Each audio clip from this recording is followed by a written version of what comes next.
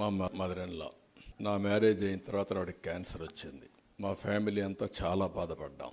అప్పుడు రెండు హాస్పిటల్స్ ఉండేటివి. ఒకటి బాంబే టాటా మెమోరియల్ ఇన్స్టిట్యూట్, 2 అడయార్. అక్కడి నుంచి అమెరికాకు వచ్చినప్పుడు దత్తాత్రేయ గారే ఆవిడ ట్రీట్మెంట్ ఇవ్వడం.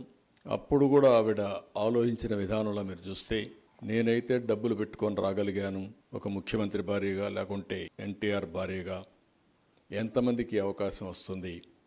కాబట్టి ప్రజలకు అవసరమైన ఒక హాస్పిటల్ పెడితే బాగుంటుంది, క్యాన్సర్ హాస్పిటల్ పెడితే బాగుంటుంది అని ఒక సంకల్పాన్ని ఆవిడ చెప్పడం, అది ఎన్టీ రామారావు గారు గుర్తుపెట్టుకొని ఆవిడ చనిపోయిన తర్వాత నోరి దత్తాత్రేయ గారితో మాట్లాడడం.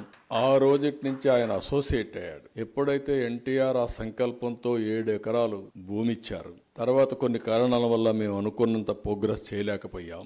ఆ తర్వాత నేను ముఖ్యమంత్రి అయిన తర్వాత ఆలోచించాను, ఎట్టి పరిస్థితులు చేయాలనే పట్టుదలతో మేము హాస్పిటల్ పూర్తి చేశాం. వాజ్పేయి గారు వచ్చి ఇనాగరేషన్ చేయడం, ఒక మనిషిలో ఎంత పట్టుదల ఉంటుందో ఇది ఒక ఉదాహరణ. Is a very popular doctor. ఆయనే చెప్పారు, ఎవరైనా కొంతమంది ఏంటంటే క్యాన్సర్ అనగానే మనం చాలా బాధపడతాం, భయం కూడా ఉంటుంది, ఎంత డబ్బులైనా పర్వాలేదు.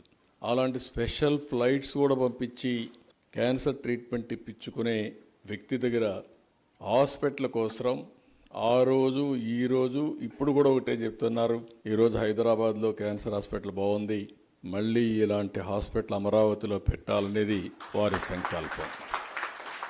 డెఫినెట్గా పెడతాం. ఇప్పటికే ల్యాండ్ ఇచ్చాం, దాన్ని ఏ విధంగా లాజికల్గా తీసుకుపోవాలనో వీరితో కూడా మాట్లాడి మేము చేస్తామని చెప్పి కూడా నేను మీకు తెలియజేస్తున్నా.